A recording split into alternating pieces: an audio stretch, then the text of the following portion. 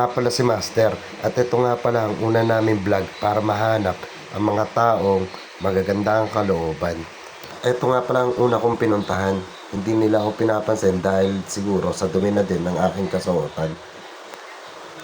Kaya napilitan ako magkapang-gapang para mahanap natin ang mga taong may mabuting kalooban. At dito nakita ko nga si tatay na pupungas-pungas pa at walang dalawang isip na binigyan niya nga agad ako ng bariya at gaya po na napagkasunduan natin kung ano man ang halaga na ibigay niya ay times 10 po natin.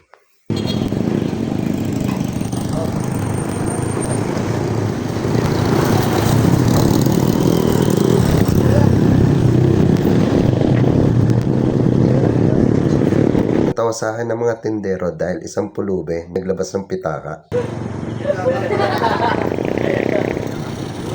Ayaw pa talagang tanggapin ni Manong.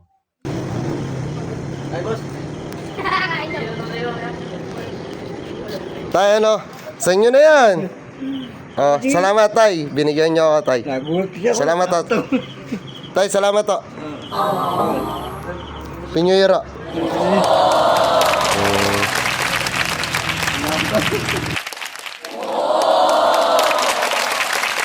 Dito sa isang banda, nilapitan ko si kuya. Siguro wala siyang bariya. O di kaya natatakot lang siya sa aking kasuotan.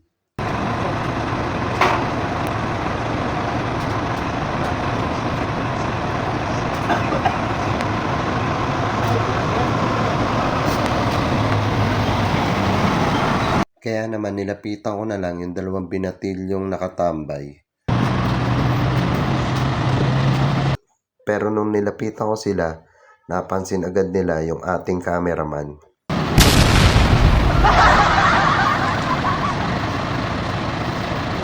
Kaya wala akong nagawa kundi mapapir na lang.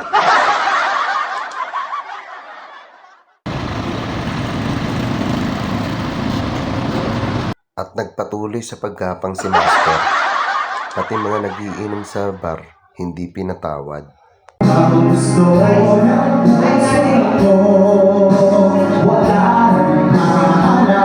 Hindi ko inaasahan na meron taong bibigyan ako ng pera at pipilitin niya pa akong tumagay.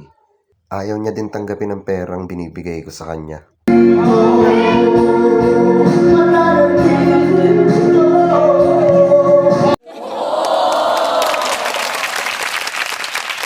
Kaya guys, tingin-tingin kayo baka si Master na nakasalubong nyo.